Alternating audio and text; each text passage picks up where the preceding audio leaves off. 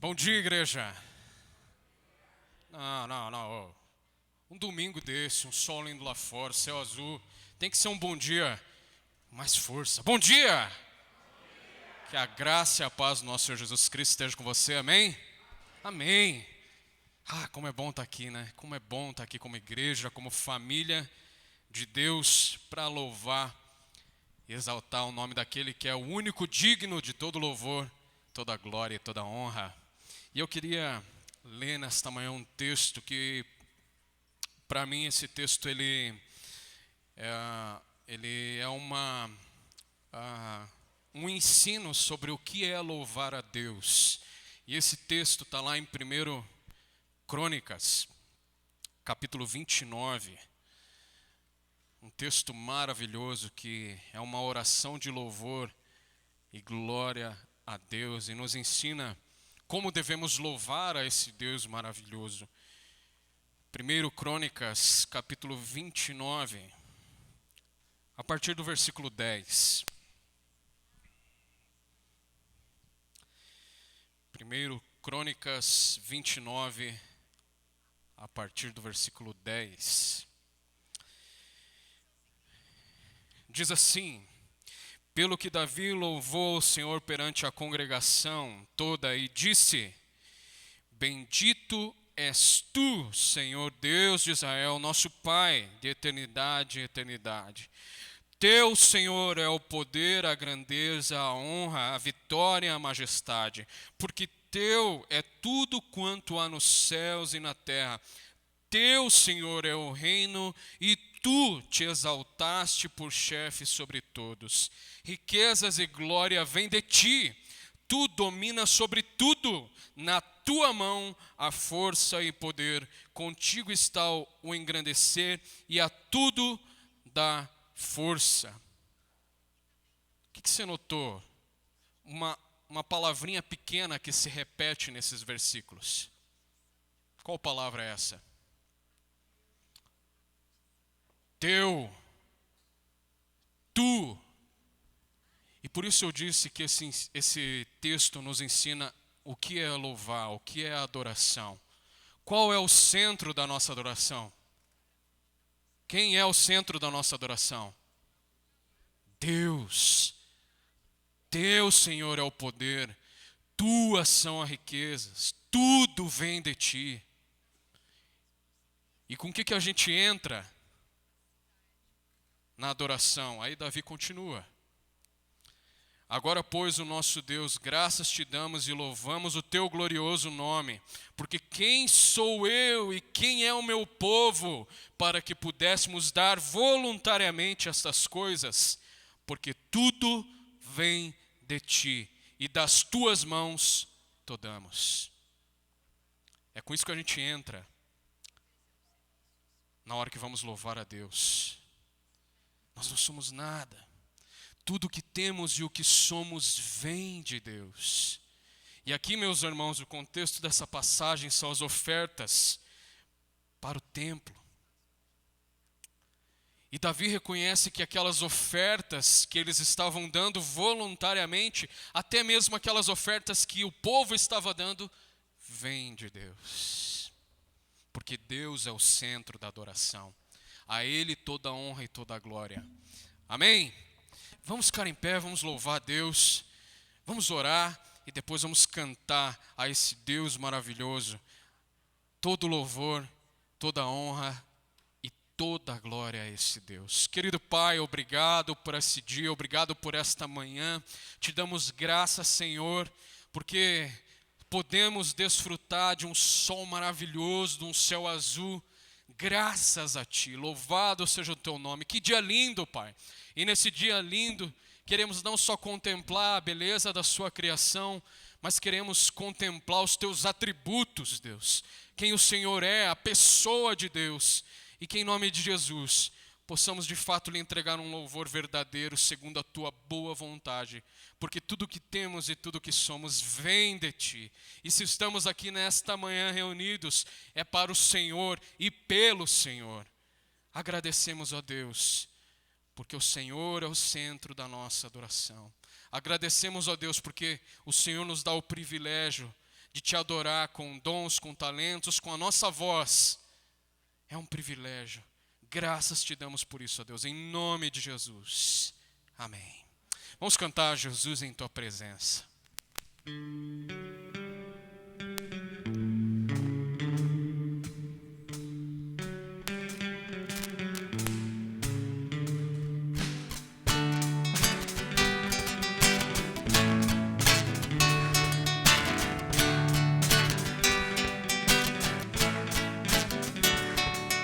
Jesus, em tua presença, reunimos-nos aqui, contemplamos tua face e rendemos-nos a ti, pois um dia tua morte trouxe vida a todos nós e nos deu completo acesso ao coração do Pai. Jesus, em tua presença, reunimos-nos aqui, contemplamos tua face e rendemos-nos a ti, pois um dia tua morte trouxe vida a todos nós e nos deu completo acesso ao coração do Pai. O véu que separava já não separa mais, a luz que outrora apagada agora brilha e cada dia brilha mais, só pra te adorar e fazer teu nome grande e te dar o louvor que é devido. Estamos nós aqui.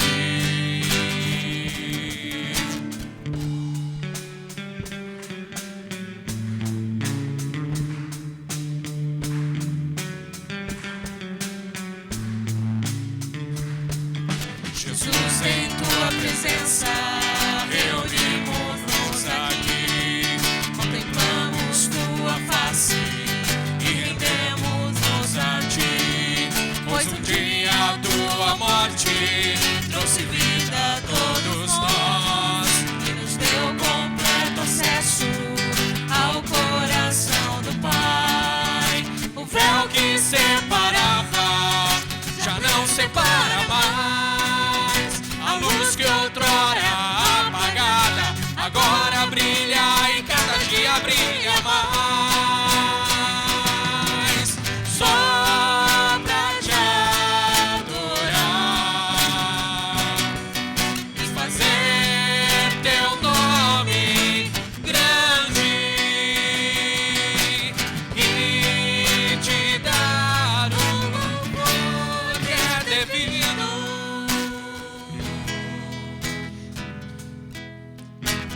Estamos nós aqui,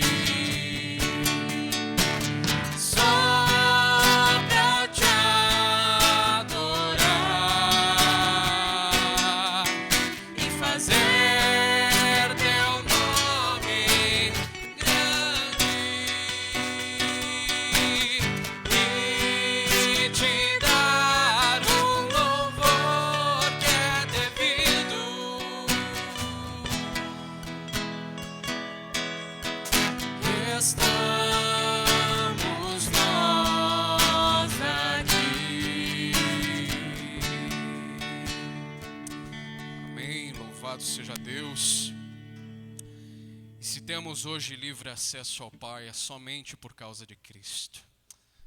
Pelo sacrifício, pela morte, pela ressurreição de Jesus Cristo. E essa liberdade, esse livre acesso que temos ao Pai para um relacionamento íntimo, também nos dá o privilégio de nos chegar a Deus com todos os nossos anseios, todas as nossas dificuldades, todas as nossas angústias. Estamos vivendo tempos de incertezas e dúvidas. Mas eu tenho algo para dizer para você que não é novidade, porque a Bíblia já disse há muito tempo atrás. Você pode descansar nos braços do Senhor. E essa música é um hino que o seu refrão diz justamente isso: descansando nos eternos braços do meu Deus. Vou seguro, descansando no poder de Deus.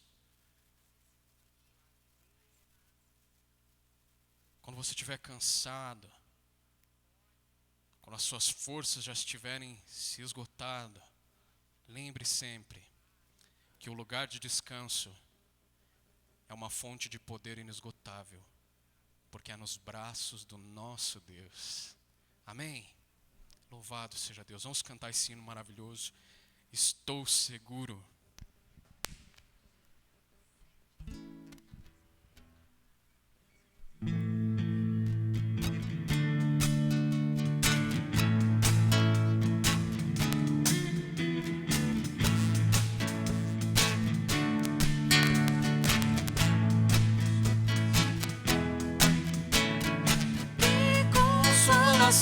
Tem meu coração descansando no poder de Deus. Ele tem prazer em me proteger, descansando no poder de Deus. Descansando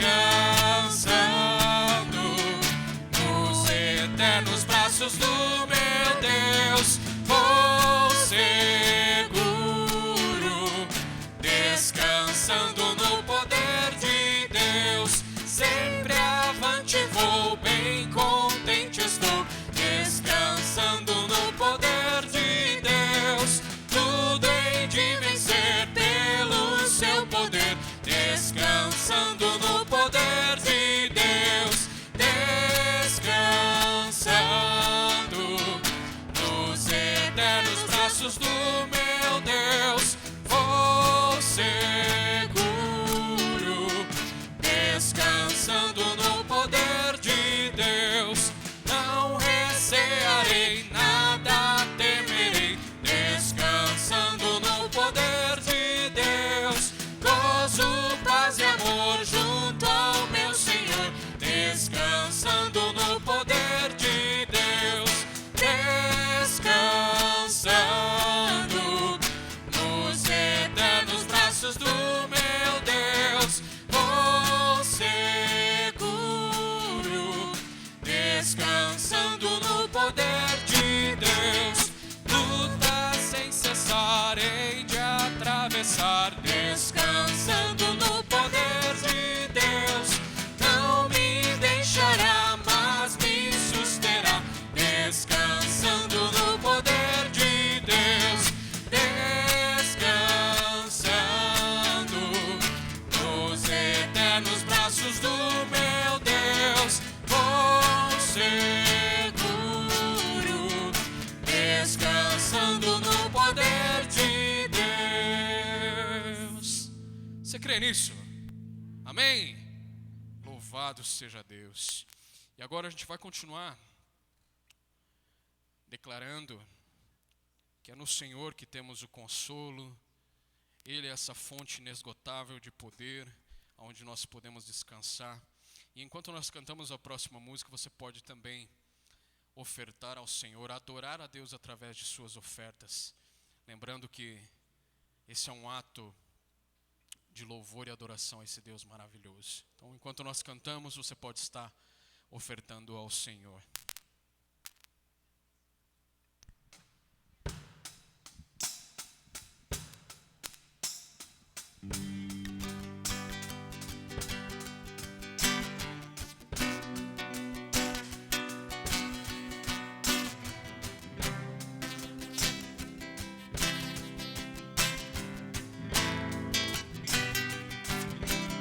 Todos que têm sede, os que fracos são, venham à fonte, emergir o seu coração, adore a tristeza, lavada serão as ondas do amor de Deus.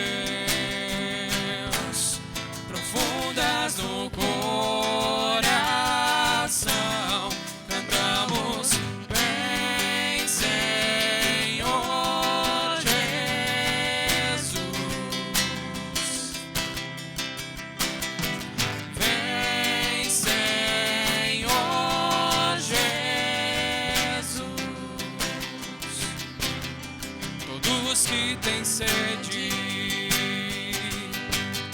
e os que fracos são,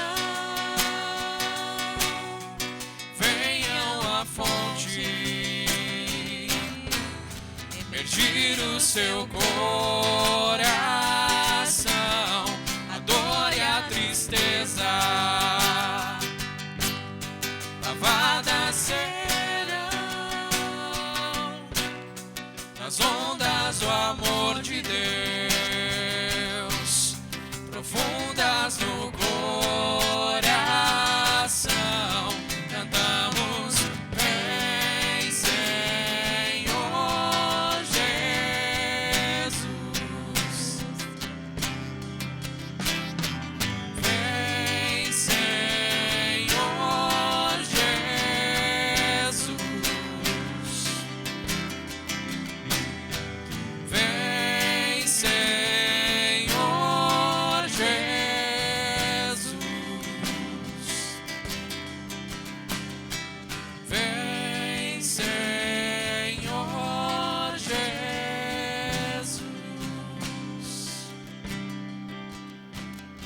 Santo Espírito, vem. Santo Espírito, vem. Ah, querido Deus, te louvamos, ó Pai, porque em Ti temos a certeza de que podemos descansar.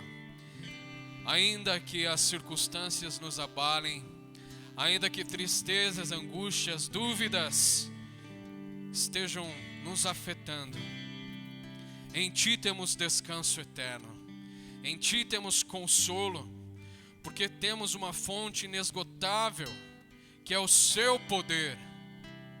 Pai, que possamos correr para os Teus braços, possamos deixar de procurar descanso em coisas externas, em coisas desta terra, até mesmo muitas vezes de pessoas, e possamos correr para os Teus braços, ó Deus, e descansar em Ti, que possamos depositar todas as nossas preocupações, todas as nossas angústias aos Teus pés e descansar nos braços desse Pai amoroso, gracioso e misericordioso que é o Senhor. E Te agradecemos pelo Seu Filho Jesus, porque se podemos descansar em Ti, é somente por causa de Cristo. Te louvamos, ó Deus, porque é um privilégio poder ter um relacionamento contigo. Te louvamos também por poder Te adorar através de nossas ofertas. Em nome de Jesus. Amém. Vamos cantar a última música. Cobre-me.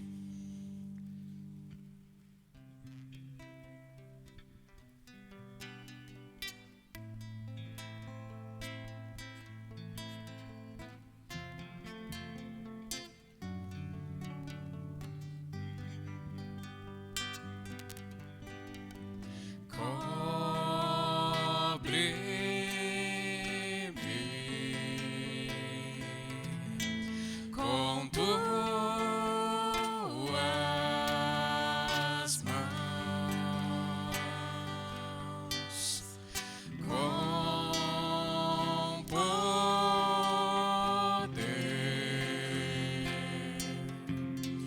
vem me esconder, Senhor. Se o trovão e o mar se erguendo vem sobre a tempestade, eu voarei sobre as águas. Tu também és rei, descansarei, pois sei que és Deus. Minha alma está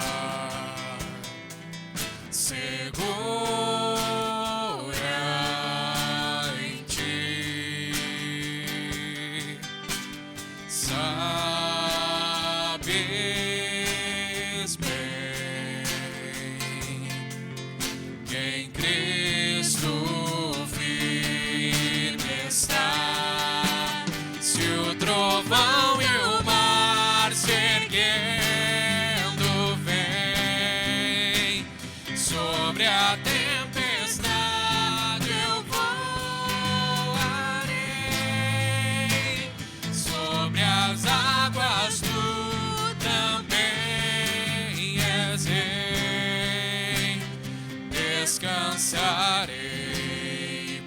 sei que és Deus.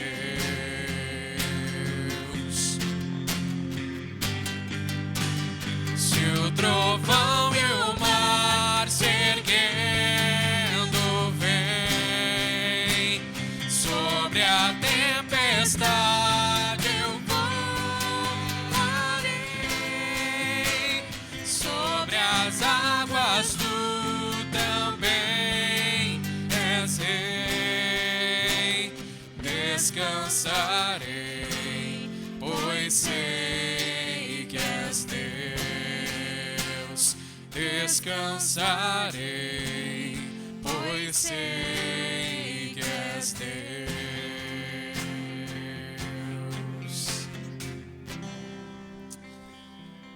Amém. Que verdades nós acabamos de cantar, né?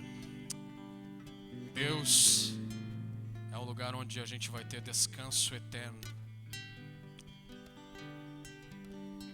E essa música termina dizendo: descansarei, pois sei que és Deus. À medida que nós estudamos e meditamos nas Escrituras, nós conhecemos mais a esse Deus.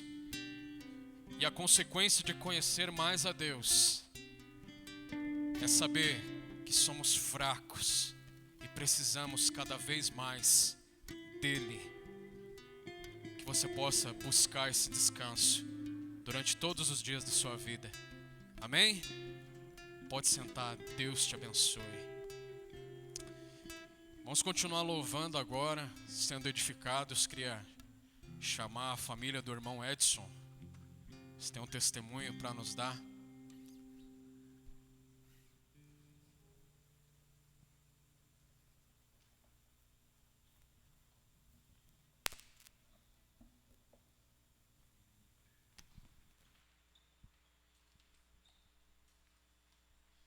Boa noite, bom dia, igreja. Fico meio nervoso, né, para falar na frente dos outros, mas a gente tem que ser grato a Deus em tudo, né? E hoje eu sou grato em duas situações. Primeira é que hoje a gente faz 16 anos juntos, de casados. E esses 16 anos é para a honra e glória do Senhor. Nosso casamento é para isso e eu sou muito grato a Deus. Também sou grato a Deus pelos nossos filhos, né? 2 presentes que Deus nos deu, o Nicolas e o Isaac. E esse aniversário de casamento, nossos 16 anos, e Deus ele me presenteou com mais uma criaturinha que está vindo aí. Então, agradeço a Deus por esse novo ser que está se formando aqui no ventre da minha esposa. Eu sou muito grato mesmo, porque é um presente, né? Filho, a Bíblia fala que é herança do Senhor, né? É um presente que Deus está me capacitando, capacita a todos nós, né? Conforme o tempo dele. Então, eu sou muito grato a Deus, grato à minha esposa, grato por ela ser uma serva do Senhor. Meus filhos, graças ao Pai, também são servos do Senhor. E essa criança também, em nome de Jesus, vai ser serva do Senhor.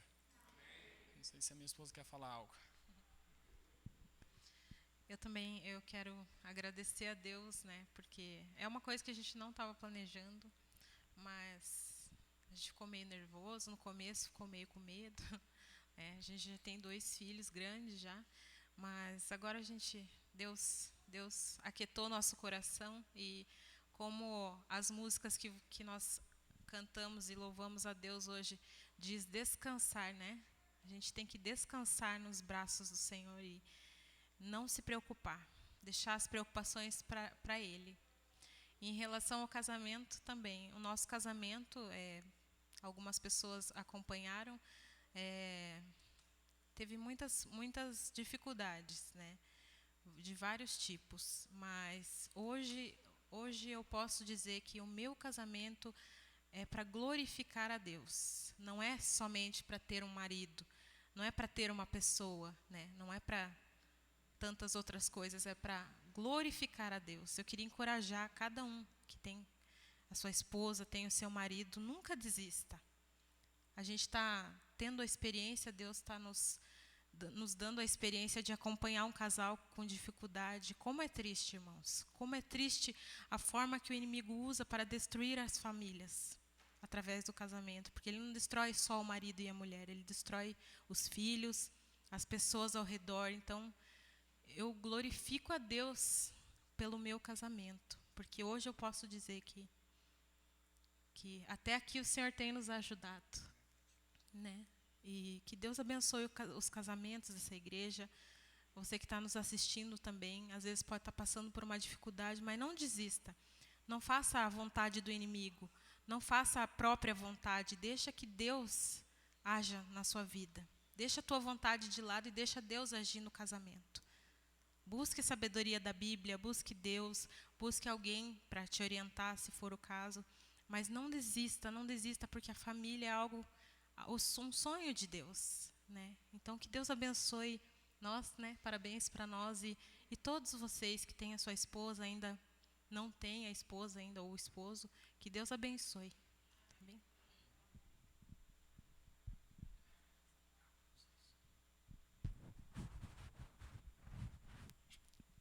Vamos orar então, né? Louvar a Deus. Esse momento tão especial. Querido Pai, te louvamos, te agradecemos por a vida desse casal.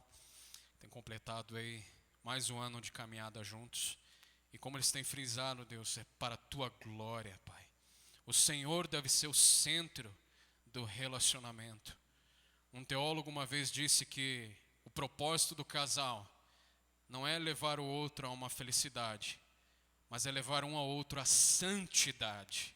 E que esse seja o propósito de todos os casamentos aqui desta igreja, casamentos que são centrados na Tua Palavra. Abençoe esse casal, abençoe esse novo bebê que tem chegado, que a gestação seja tranquila e que o Senhor possa estar cuidando de todo o processo para a honra e glória do Teu nome.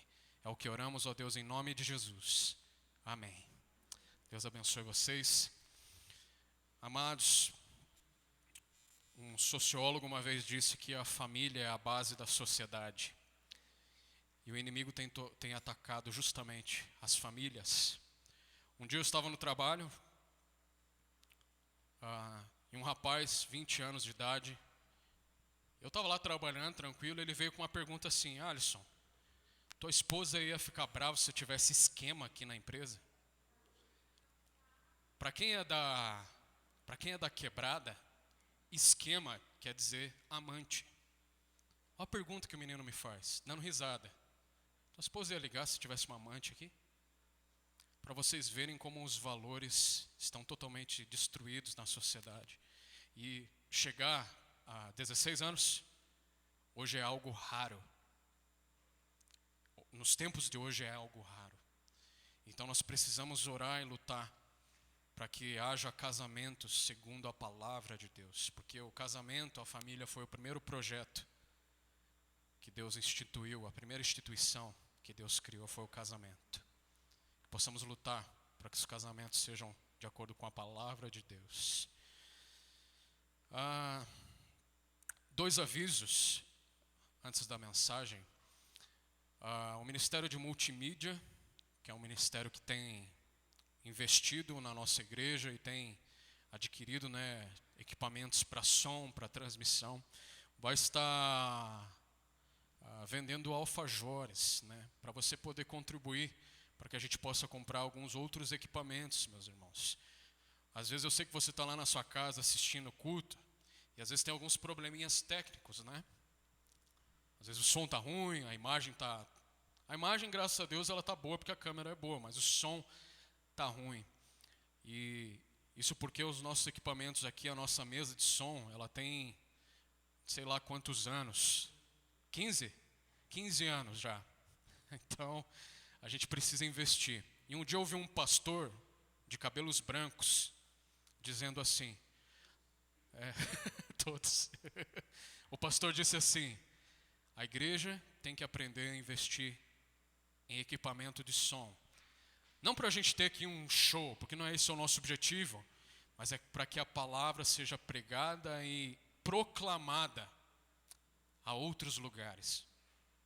Semana passada nós tivemos o culto de jovens da Reforma, e Martim Lutero usou a tecnologia da época. E qual era a tecnologia da época para disseminar a palavra de Deus? Era a imprensa. 1493, a imprensa foi criada e Martim Lutero fez uso daquela tecnologia para disseminar a palavra de Deus. Então nós precisamos também fazer uso da tecnologia que Deus tem nos dado para proclamar o Evangelho. Então no final do culto, invista, compre lá 1, 2, 3, 4, para a glória de Deus, para a gente poder também investir nos nossos equipamentos. É tudo para a edificação da igreja, meus irmãos, tudo para a edificação da igreja.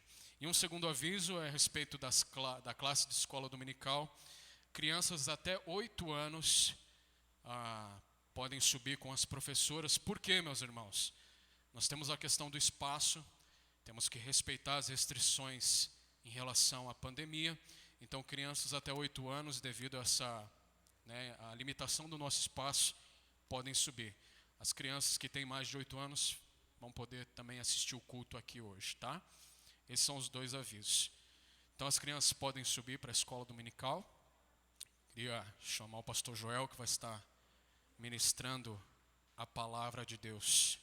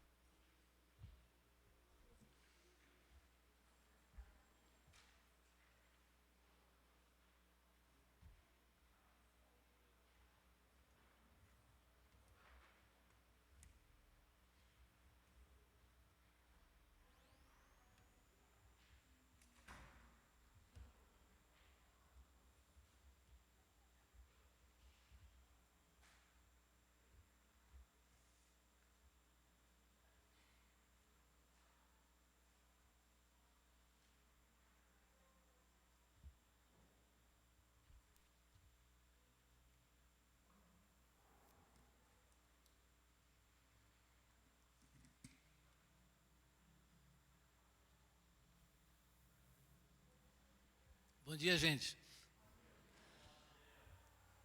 Bom dia. A comunhão, entre tantas coisas, é uma grande celebração. Tantos motivos para louvar, né? O Edson, a Emily. E que bom vê-los servindo. E vocês vão ver os filhos de vocês se envolvendo também com a igreja. Eu vejo meus filhos, eu nunca mandei eles, olha, vocês têm que tocar, vocês têm que cuidar dos adolescentes, vocês têm que fazer isso e aquilo. Nós nunca pedimos absolutamente nada para eles. Que bom ver a Alê, cadê a Alê? Servindo aqui, que coisa gostosa. Poder ver a família do Renato, sejam bem-vindos, Deus abençoe. Ver o Bruno, falei para ele, a gente estava com saudade de vocês, do Joabe. Os pais do Luciano, que alegria ver vocês aqui, muito bom. Ver o Manuel e a Antônia, o Manuel enfrentou o vírus aí, mas 5-0 para o Manuel, ele ganhou. Ele está bem, Deus tem feito uma obra na vida dele, daquela família. É a nossa oração que vocês cresçam no conhecimento, na verdade do Senhor. Que bom ver cada um de vocês aqui. Celebrar. Ver o amigo, como é seu nome? Israel aqui com a gente. Seja bem-vindo. Muito bom. E cada um de vocês. A comunhão é uma celebração. Uma celebração da graça de Deus em nossas vidas. Deus abençoe a vida de cada um de vocês.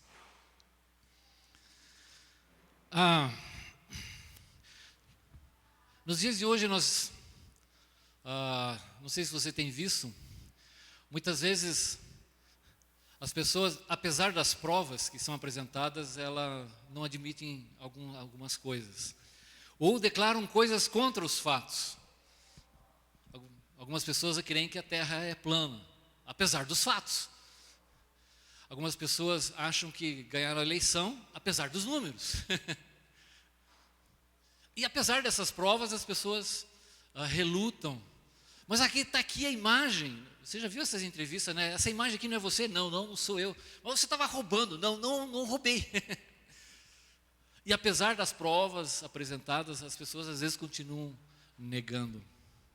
Nós tínhamos um irmão que trabalhava, era um agente penitenciário, ele falava assim, eu trabalho num lugar da maior concentração de pessoas inocentes do mundo. Porque eles falam, eu não fiz nada para estar aqui. Talvez um ou outro, talvez seja até verdade.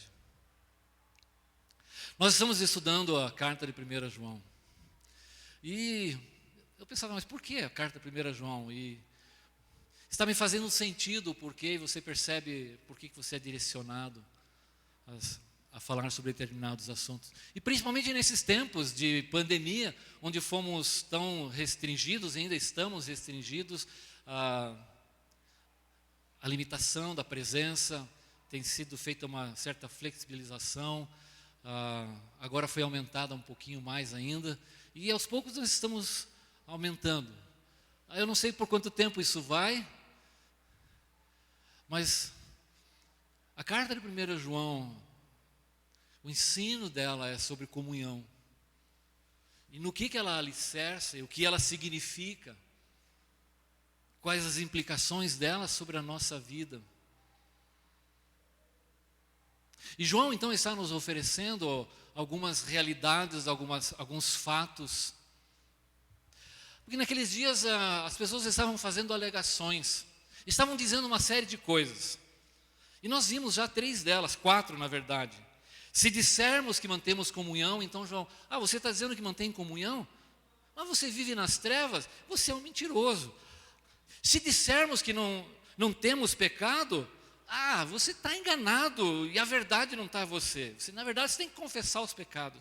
Se dissermos que não temos cometido pecado, isso é muito sério, porque Deus diz exatamente o contrário, então Deus é mentiroso? Não, a verdade não está em você. E vimos da última vez, aquele que diz eu o conheço, mas não guarda, não obedece os mandamentos, igualmente é mentiroso. E João então está fornecendo provas da nossa fé, provas do nosso cristianismo. É o momento de você avaliar que realidade você está vivendo, porque João vai nos dar provas, e provas indisputáveis, provas incontestáveis. E nós estamos sendo chamados, mesmo nesses dias onde a nossa comunhão está tão restrita. Mas Joel, e a pandemia? A pandemia apenas mostrou algo que já estava acontecendo, algo que está no coração das pessoas. Não foi a pandemia que afastou as pessoas da igreja. Teu coração já estava predisposto, ou talvez você já estava verdadeiramente afastado da igreja. Nos nossos dias há um termo mais moderno para isso, chamado os desigrejados. Antigamente, os mais antigos aqui, a gente falava desviados, né? É a mesma coisa. A primeira prova, então, que João nos deu é: nisto sabemos que o conhecemos. Está no versículo 3, se guardamos os seus mandamentos. E foi a última lição que nós vimos. Hoje, abre a sua Bíblia aí, em 1 João capítulo 2, versículo 5, a última parte, e versículo 6. Você está me acompanhando aqui? Pode avançar bastante aí. Pode ir até o final desse gráfico. Quem que está lá no comando? O DJ, quem que é o DJ lá? Grande. Pode ir até o final. Pode ir até o final desse quadro aqui. Isso, vai embora. Isso, vai embora. Mais um. Isso aí, beleza. Pode clicar o primeiro. Vamos ler? Nisso sabemos que estamos nele.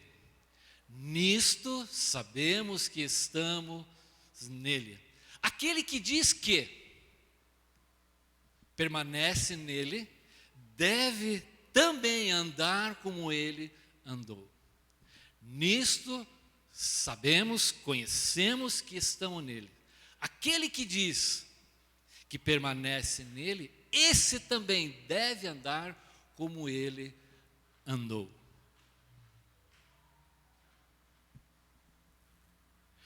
Nisto conhecemos. Essa expressão aqui na primeira carta de João, a palavra nisto acontece 14 vezes. E nisto conhecemos, ela acontece 6 vezes. O que é? João então vai indicar ao longo da sua carta algumas evidências. Nisto, nesse fato, nessa condição, nisto. Observe então, e ao longo da carta você vai observar isso. E aqui por 6 vezes ele vai dizer, nisto conhecemos. Nisto conhecemos. Ele já usou essa expressão no versículo 3, nisto sabemos que o temos conhecido.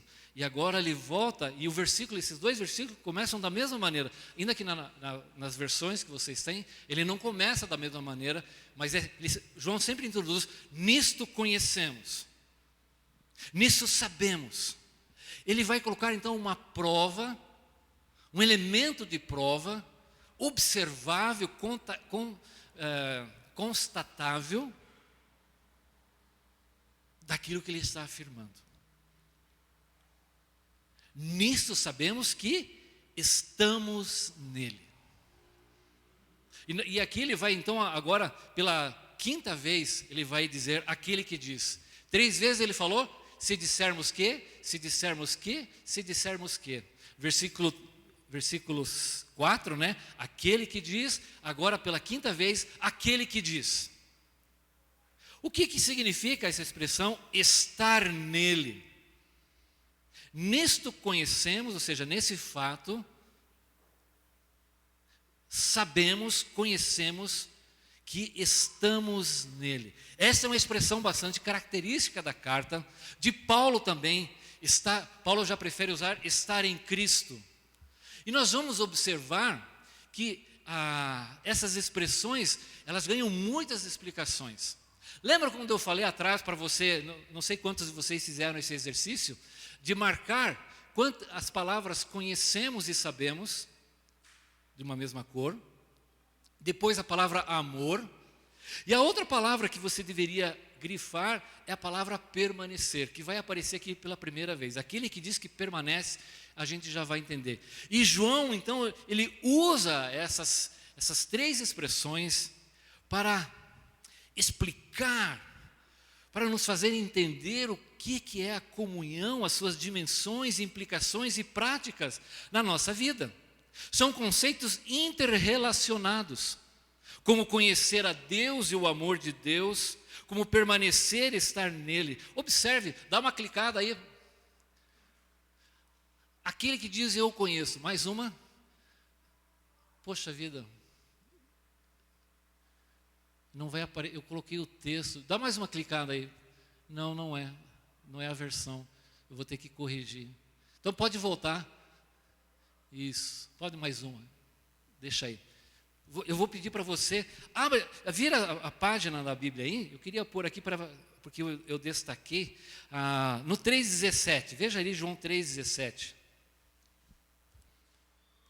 Olha as relações que João faz. No finalzinho, como pode permanecer nele o amor de Deus? Veja o versículo 24.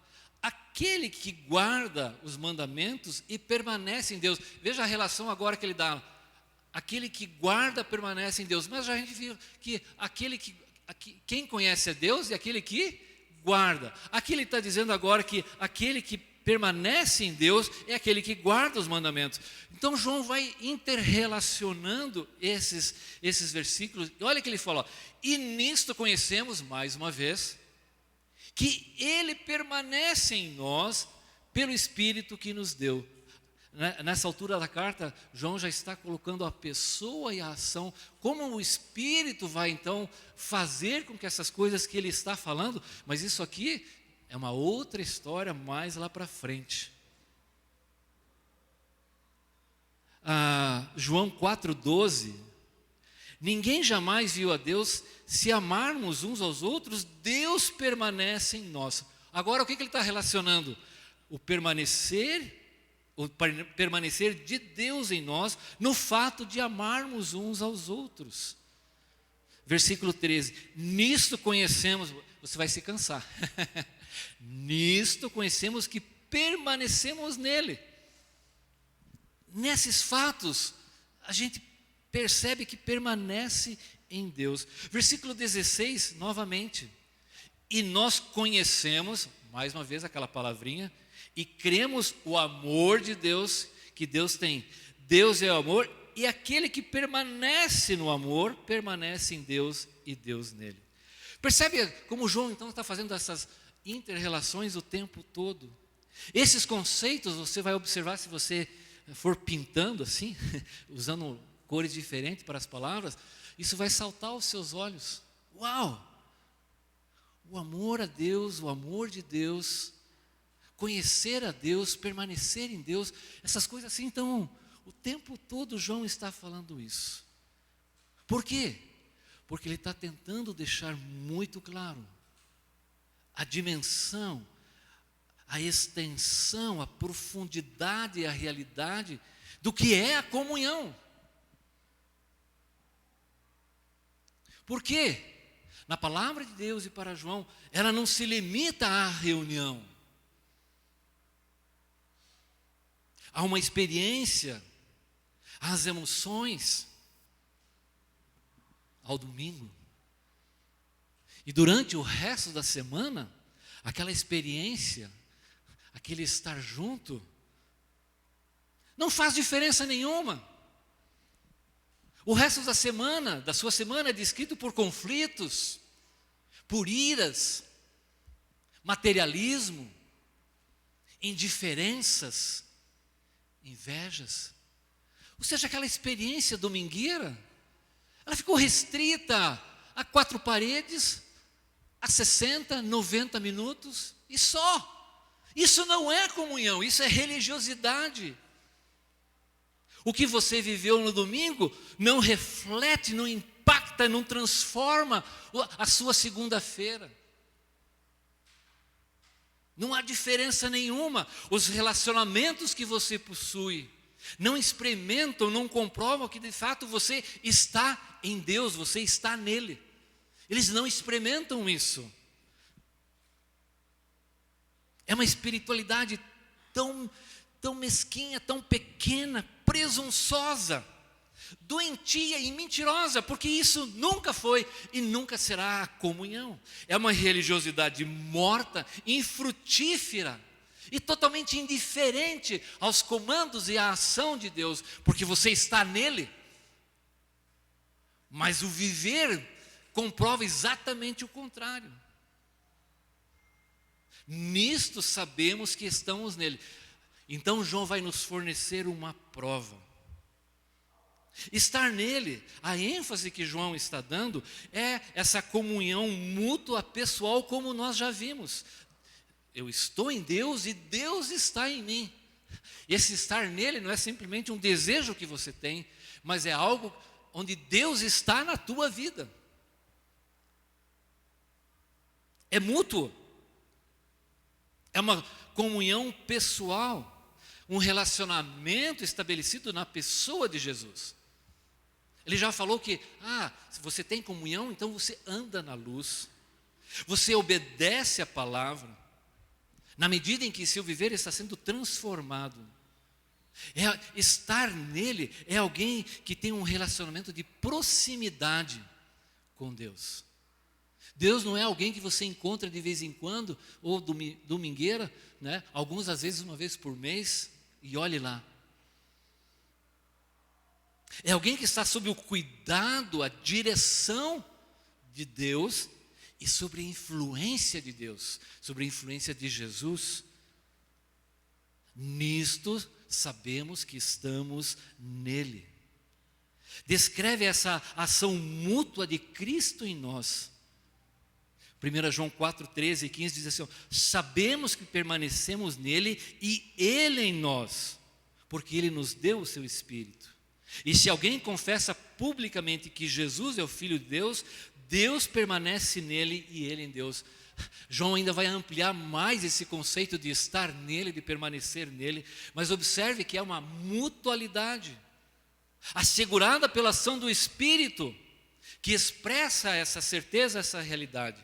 1 João 3,24, os que obedecem os mandamentos permanecem nele. Quem conhece a Deus, obedece os mandamentos. Quem obedece os mandamentos, permanece nele. Então João vai criando assim essa inter-relação. Deste modo, sabemos que ele permanece em nós.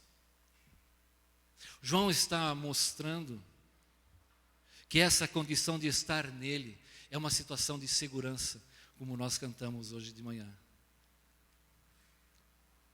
A segurança que temos por estarmos nele.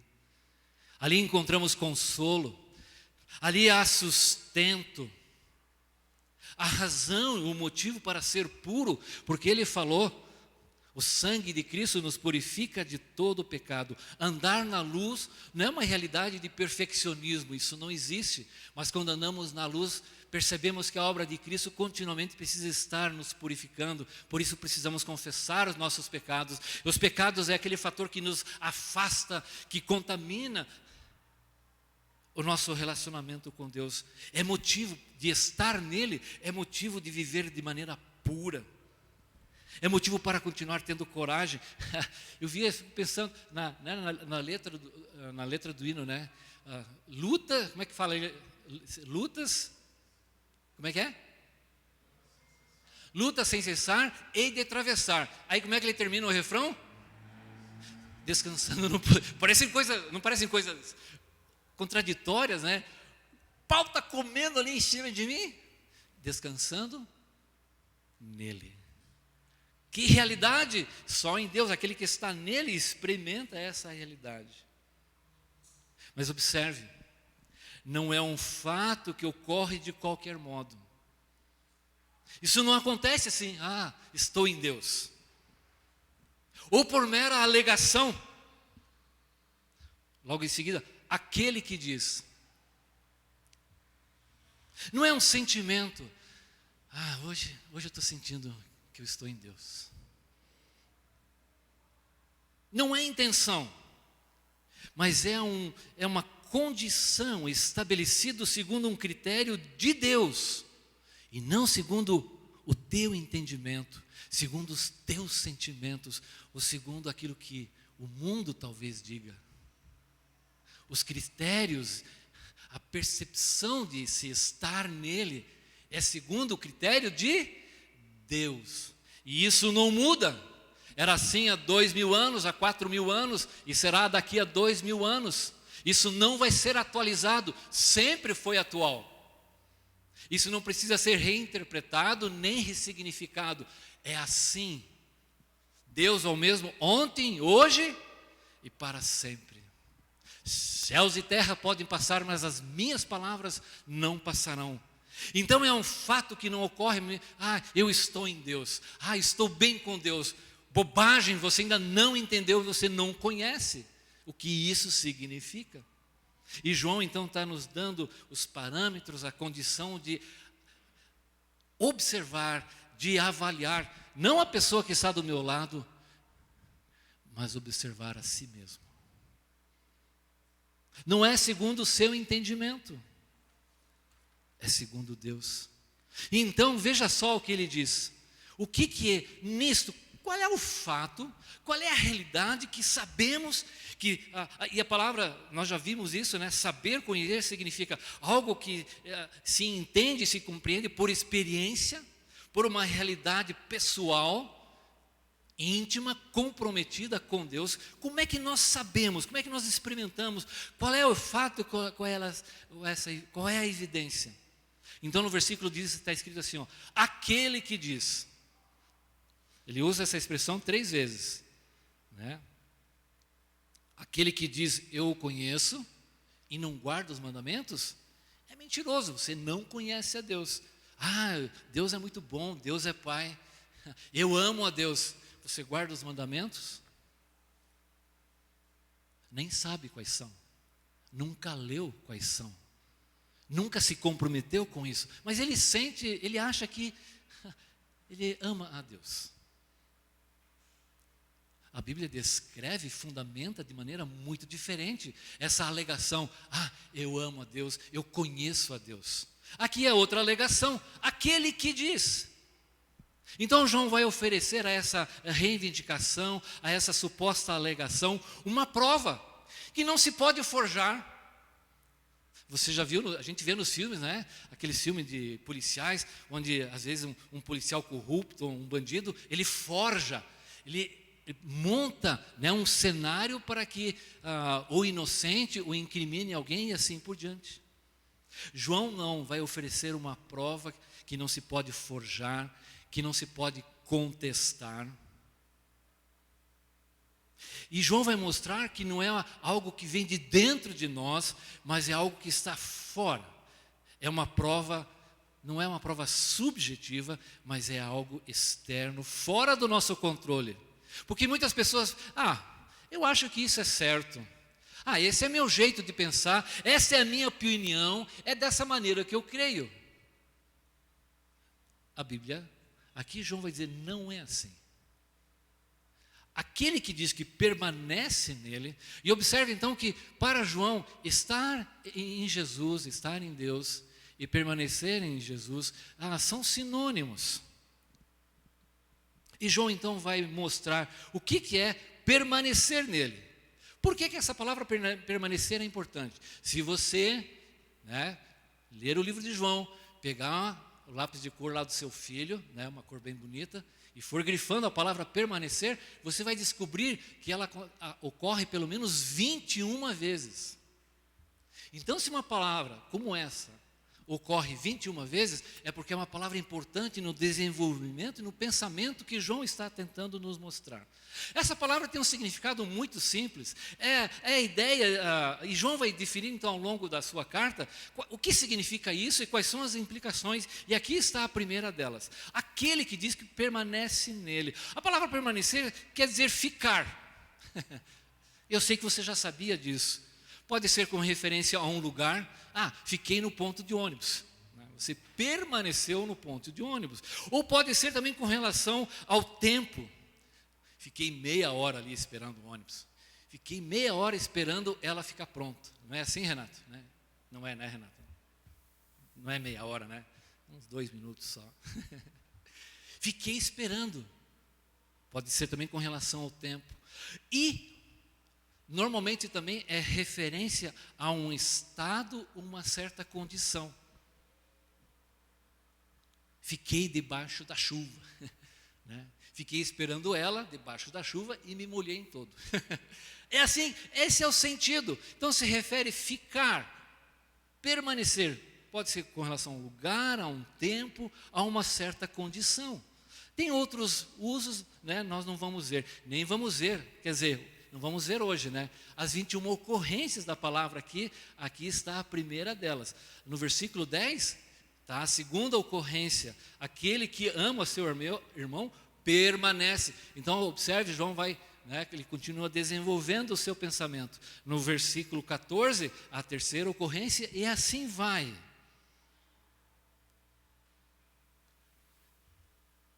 Nisto sabemos que estamos nele. Aquele que diz que permanece nele. Então, para João, estar nele e permanecer nele são sinônimos. E essas palavras basicamente estão descrevendo a comunhão.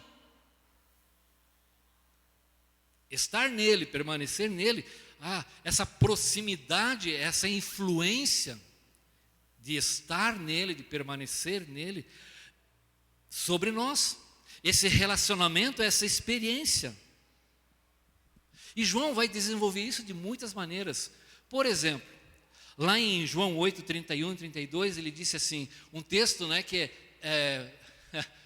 eu nunca vi como é um dos textos talvez mais distorcidos, não por nós, mas por aqueles que o citam. Diz assim: se vocês permanecerem firmes na minha palavra, verdadeiramente serão meus discípulos e conhecerão a verdade, e a verdade vos libertará. Conhecer a verdade aqui, o que significa? Permanecer firme na palavra, e aí você conhece a verdade. Então João está desenvolvendo o seu pensamento, ele vai terminar isso, nós não vamos chegar lá hoje, mas a partir do versículo 7 a 11, então João conclui essa sessão e vai mostrar esse desenvolvimento. É o clímax do desenvolvimento de conhecer a Deus, de estar nele. Permanecer nele, se permanecer ocorre 21 vezes, permanecer nele ocorre 11 vezes aqui na carta. E vamos ver agora, não vamos ver, vamos ver apenas essa aqui. 11 vezes. O João vai nos mostrar que esse conhecimento é intenso, próximo ao próprio Deus. João descreve isso como estar em Cristo, como Cristo que habita em nós, o Espírito que habita em nós. Assim então esse conhecimento, esse estar nele, esse permanecer nele, propõe um relacionamento íntimo, comprometido e permanente através de Jesus. É um relacionamento transformador. Quem afirma que permanece, não vive como quer, não vive do seu jeito, a menos que a pessoa tenha a sua própria religiosidade. E isso acontece muito, inclusive no nosso meio. São expressões aqui, não, estou bem com Deus. Não, eu e Deus a gente se acerta, né? Eu amo a Deus. São expressões de pura religiosidade. Por quê? Porque estar nele, permanecer nele, a tua vida é moldada e impactada por esse relacionamento. Por quê? Porque é uma condição permanente. Permanece, fica. É algo contínuo, não é ocasional. De domingo em domingo. Isso não é estar em Deus. Você não tem um relacionamento com Deus apenas no domingo, quando está aqui ou quando está assistindo a transmissão. Ele é permanente. Ele não é circunstancial. Quando você está em conflitos e problemas, Deus, socorro, Senhor Deus de misericórdia, nessa hora eu vejo. Isso não é permanecer em Deus. Você é trazido para a presença dEle por algo que está te afligindo e te perturbando. Lá ela não é seletiva. É nas horas que eu quero ou quando eu me sinto bem. Estar nele e permanecer traz essa ideia de algo contínuo ao longo do tempo.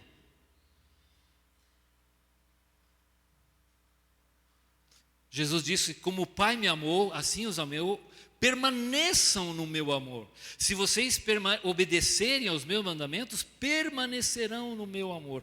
Assim João desenvolve, ele o tempo todo, tanto no Evangelho quanto na sua carta, esse permanecer nele é fundamental para a comunhão. A comunhão é desfrutada por aqueles que permanecem, que estão nele. Não é simplesmente estar aqui, mas estar em Deus, permanecer em Deus. E o que significa isso? Estar nele, permanecer nele em Cristo, é manter uma comunhão inabalável com Jesus. Mesmo em situações totalmente adversas, indesejáveis e duras, severas, de dor e sofrimento, a comunhão com Jesus é inabalável, porque você o conhece, porque você obedece os mandamentos, e o teu amor por Deus é aperfeiçoado, e você fica com Ele, apesar dos pesares, sempre. Nada pode abalar, porque você o conhece. A Volkswagen tinha como é que a gente fala, um slogan, né? Um ditado: você conhece, você confia.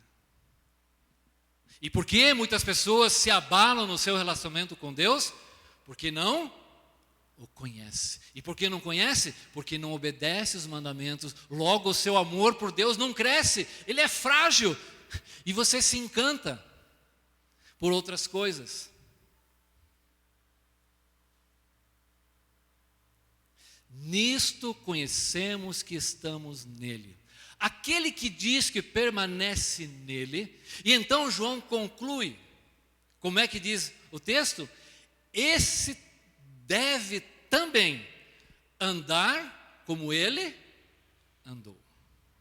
Uau! Aqui agora a coisa se torna concreta. Deve andar como ele andou. A referência, a confirmação, a prova dos 9, né, como a gente falava antigamente, é uma referência visível, externa e autêntica. A gente já discutiu por muita coisa, né? A Olivina é pedreiro. Aí fica olhando assim, não, acho que daqui até ali tem 3 metros, né? Eu acho que é 3,5 metros. Não, é 3,40 metros. Não, e você fica discutindo. Quando é que você termina com a discussão? Pega a trena, né? Vai lá e mede. Era 3,12 metros. Todo mundo estava errado, mas todo mundo achava que tinha razão, né? Então, quando você pega um padrão, não se discute mais. 3 metros é 3 metros. E fim de papo. Não se conversa, não se discute sobre isso. É isso que João vai oferecer. Por que isso estava acontecendo? Naqueles dias, muitas pessoas estavam contestando a realidade da encarnação da humanidade. Havia uma seita herética chamada docetismo, como eu já falei, né? Eles não eram fanáticos por brigadeiro, né? Nem por tortas. O docetismo, eles achavam que Jesus ele tinha uma aparência de homem, mas nunca foi homem. Foi uma heresia que contestou e duvidou da humanidade de Jesus. Mas a palavra de Deus nos diz assim, mas sim, alguém como nós, isso está em Hebreus 4,15, passou por todo tipo de tentação, porém sem pecado. Um pregador, o Alisson estava falando para nós semana passada, ele ensina, não, se Jesus estivesse lá no Éden, ele teria pecado. Não, não teria pecado, porque Jesus viveu num ambiente de muito mais tentação, muito mais complicado. Mas Jesus estava sendo questionado por isto.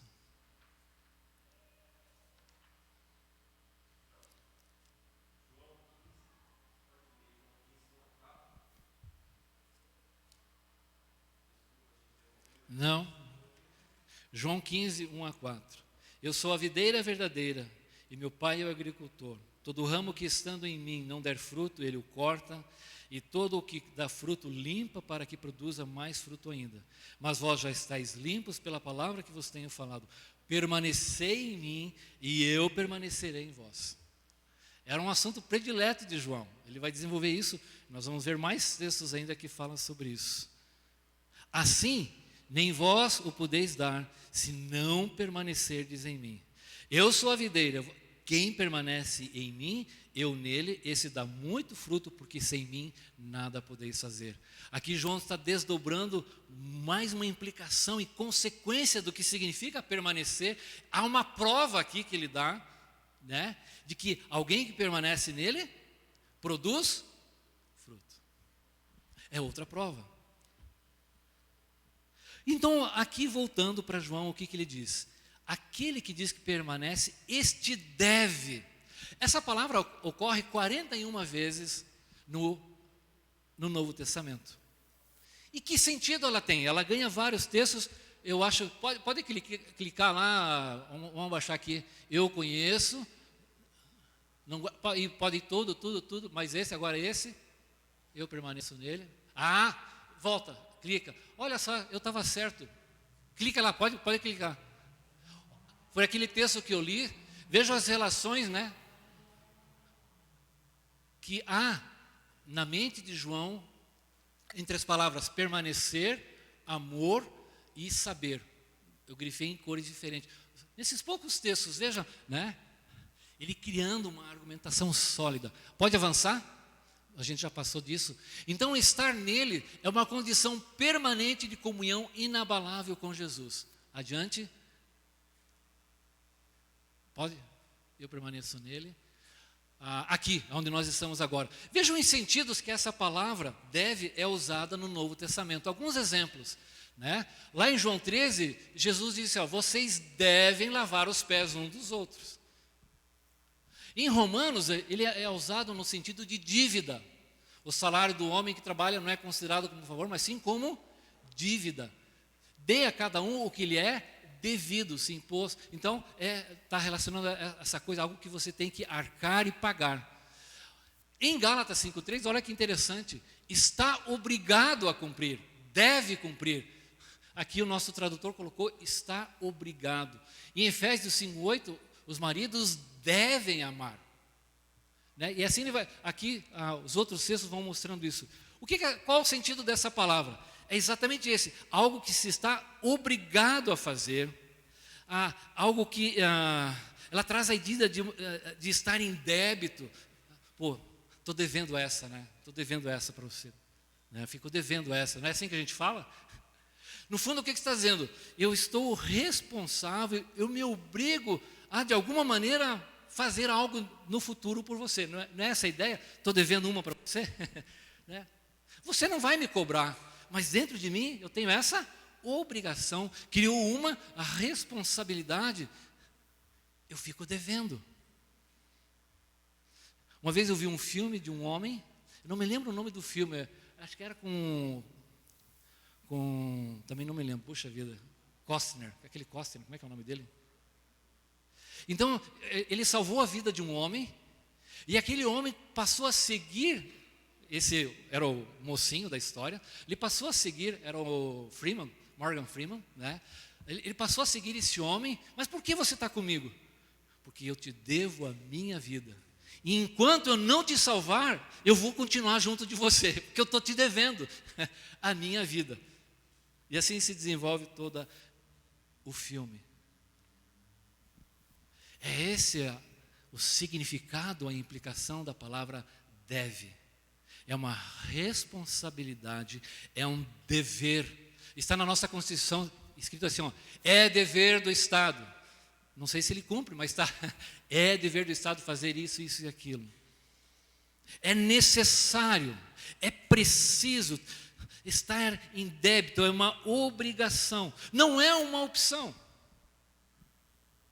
A comunhão com Deus tem uma obrigação, uma responsabilidade. Além de ser é um privilégio da graça de Deus estar em comunhão com Deus, mas ela não acontece de qualquer modo. Ela não acontece do jeito que eu penso que deva ser, nem do jeito que você deva ser. Mas ela é intencional, responsável e criteriosa. Não acontece de qualquer modo. O estar em Cristo, o permanecer nele, impõe um dever, algo que tem que ser feito. Senão não é comunhão. Qual é o dever? Qual é a responsabilidade e a obrigação que o texto nos dá? Qual é? O que se deve? Leia o texto. Aquele que diz que permanece nele, esse também deve. Alguém que está acordado, por favor, me ajude. Deve o quê, Creuza? Como é que é? Deve andar. Ah, legal. Então você andando. E agora estou em comunhão com Deus? Não. O que diz o texto? Andar? Andar? Como ele andou. Quem é esse ele? Jesus. É a terceira vez que João usa essa palavra andar. Andar na luz, andar em trevas, agora andar como ele andou. Por quê? A palavra andar, repetindo, não significa o jeitão de andar, né? Não é isso. No Novo Testamento significa jeito de viver, conduta, procedimento. Aquele que está em Deus, que permanece em Jesus, tem o dever, a obrigação, a responsabilidade, a dívida, não para conquistar alguma coisa, mas ela tem o dever de andar como Jesus andou. É uma obrigação com padrão. É algo que se deve e vai ser realizado não de qualquer maneira. Nós vivemos em dia e vemos isso todo o tempo. Vivemos em dia onde as pessoas estão lutando por seus direitos. A palavra de Deus não enfatiza os direitos. Ela enfatiza o dever, a responsabilidade. Quando fazemos o que se deve, os privilégios, os direitos de se viver na graça de Deus, tenha certeza, serão experimentados graciosamente, abundantemente. Aquele que diz que permanece nele, você diz que permanece nele, então você deve estar andando como Jesus andou. A condição, a constatação de se permanecer é viver como Jesus viveu, como ele se pautou, como foi a sua vida, naquilo que ele creu, naquilo que ele ensinou, nas suas ações e reações às mais diversas condições da vida. É uma identificação plena a respeito de Jesus. É imitá-lo intencionalmente e decididamente. Você não precisa inventar, puxa vida, como é que eu poderia seguir a Jesus? O Geraldo segue de um jeito, mas eu tenho que ser melhor que ele, então eu vou inventar um jeito melhor. Não precisa. Não está sendo pedida a sua criatividade, a sua engenhosidade. Não é preciso criar algo novo, o caminho já está pronto, o exemplo foi dado. Eu lhes dei o exemplo para que vocês façam como eu fiz. Agora vocês sabem essas coisas, felizes serão se praticarem. João 13, 15 e 17. Mas hoje nós vivemos em dias mais modernos, né? Temos um celular, nós temos a tecnologia, quem sabe esse viver com Jesus tem que ser melhorado, tem que ser aperfeiçoado, tem que ser atualizado. Não. É andar como ele andou. É contraditório, pretensioso e escandaloso, quando não hipócrita, uma alegação espúria de alguém afirmar que está em comunhão com Deus, de que está em Deus, que permanece em Deus, e não vive de acordo com os princípios de Deus, não vive de acordo com as verdades que Jesus encarnou. É escandaloso, é hipócrita. Jesus mostrou tanto de maneira pública quanto particular, nas mais diferentes circunstâncias da vida, como se pratica e como são verdadeiros os mandamentos coerentes e libertadores, a obediência estrita à palavra de Deus. Pedro diz assim: para isso vocês foram chamados, pois também Cristo sofreu no lugar de vocês, deixando-lhes exemplo para que sigam os seus passos. Até existe um livro muito famoso, né? Em seus passos, que faria Jesus? Na verdade, João diz um pouco diferente. Somos nós que temos que seguir os passos de Jesus. Ele foi o exemplo vivo. Você não pode alegar algo diferente para experimentar e estar em plena comunhão com Deus. Nisto conhecemos que estamos nele. Nessa verdade, aquele que diz que permanece nele, esse também deve andar como ele andou. Então não é somente andar com Jesus. Eu estou andando com Jesus. Não é isso que a Bíblia ensina. O que a Bíblia ensina? Não é só andar com Jesus, é andar como eu ando com Jesus, como Jesus andou. A gente pensa, não, estou andando com Jesus. Não, a menos que você esteja andando como ele andou. É diferente. Não é somente andar com Jesus, mas principalmente no dever, na obrigação de andar como Jesus andou. Portanto, estar em Jesus é permanecer em Jesus.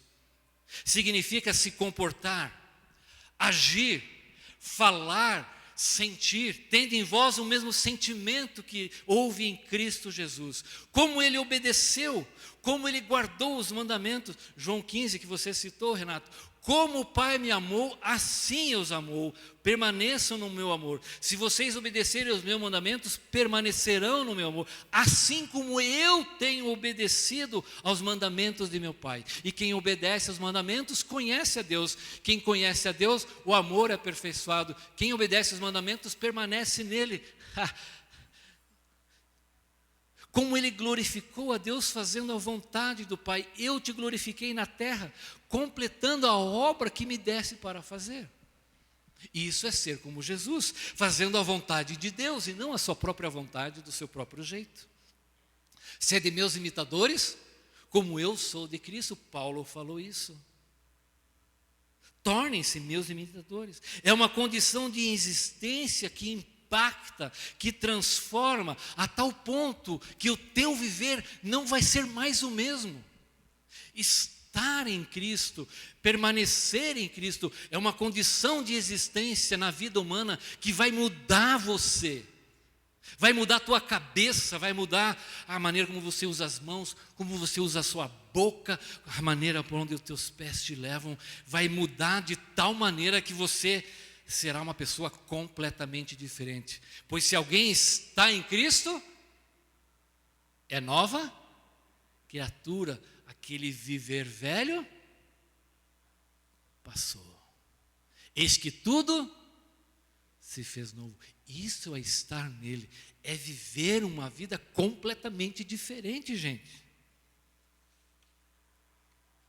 Nisso se resume então a vida cristã e o cristianismo. Alguém que está nele, alguém que permanece nele, qual é a prova? É alguém que está vivendo como Jesus e não só com Jesus. É um dever muito mais profundo, muito mais sério. Esse é o critério, esse é o perfil, esta é a avaliação, a prova incontestável, permanente do nosso cristianismo, um referencial indiscutível, irremovível da nossa fé. Andar como Jesus andou. Nisso está a vida cristã. Não existe algo novo e diferente. Esta é a prova que você tem que se observar e se perguntar: eu estou vivendo, me comportando, agindo como Jesus andou? Se é assim, então eu estou nele, eu permaneço nele. Para terminarmos, vamos fazer o resumo. Permanecer em Jesus é inegavelmente comprovado. Eu vou olhar para você, realmente, não tenho como negar. Você tem cumprido a sua obrigação, o seu dever de viver como Jesus. Não tem como contestar, porque a referência não é você, não é o que você diz, não é o que você quer, mas é a maneira como você vive. E você vive como Jesus. Próximo. Assim, aqueles que praticam os mandamentos de Deus estão seguros, pois de fato conhecem a Deus. Vida de obediência? Estou conhecendo a Deus. Aqueles que dizem conhecer a Deus e não praticam os mandamentos, seguramente são mentirosos. E temo que existam mentirosos em nosso meio. A minha vida muitas vezes foi uma grande mentira. Aqueles que guardam a palavra comprovam que certamente amam a Deus. Quando você está obedecendo a palavra de Deus, o teu amor por Deus vai se solidificando, vai se tornando mais forte, mais evidente, aperfeiçoado, como João diz. Ele se torna pleno, ele vai se estendendo e vai marcando as vidas, os teus relacionamentos. E finalmente, aqueles que vivem como Jesus, sabem com certeza que estão e permanecem em Deus. Não depende do que você sente, do que você pensa, de quantos anos você tem de caminhada cristã, ou a qual igreja você pertence. Não, a prova de estar em Cristo, de permanecer, de ter comunhão com Deus, é se você está vivendo como Jesus. Por isso, muitas vezes, você pode estar aqui, mas não há comunhão entre nós. Você não está em comunhão com Deus e nem com a igreja. Por quê? Você não está vivendo como Ele viveu, apesar de estar aqui.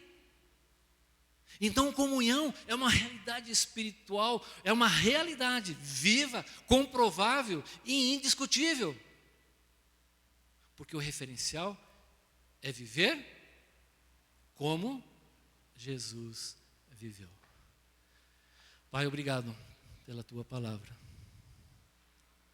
Obrigado porque não depende de nós, mas do agir do Teu Espírito em nossas vidas.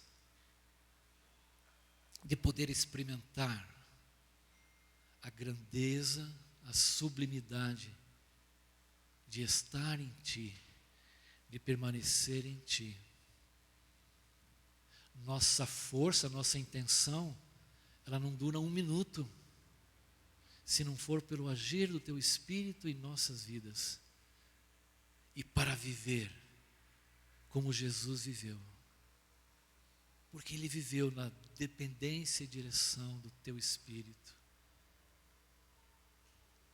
Na direção da palavra. Oh Deus, que possamos voltar o nosso coração para Ti, para a Tua palavra, obedecendo-a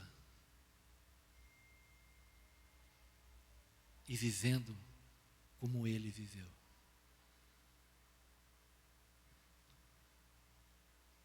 Que verdade, Senhor, contundente, transformadora e que nos desafia. Ajuda-nos, Senhor, a andar como Jesus andou. Ajuda-nos, Senhor. Oramos em nome dEle. Amém. Versículo 7. Amados, não vos escrevo mandamento novo, mas isso é uma outra história para a semana que vem, se Deus permitir. Deus abençoe, uma boa semana. E venha preparado para ouvir João, não Joel. João, ele vai mexer com você, tenha certeza disso. Bom domingo, uma boa semana e ande com Jesus. E aí você vai estar nele. Isso é um privilégio da graça. Deus abençoe.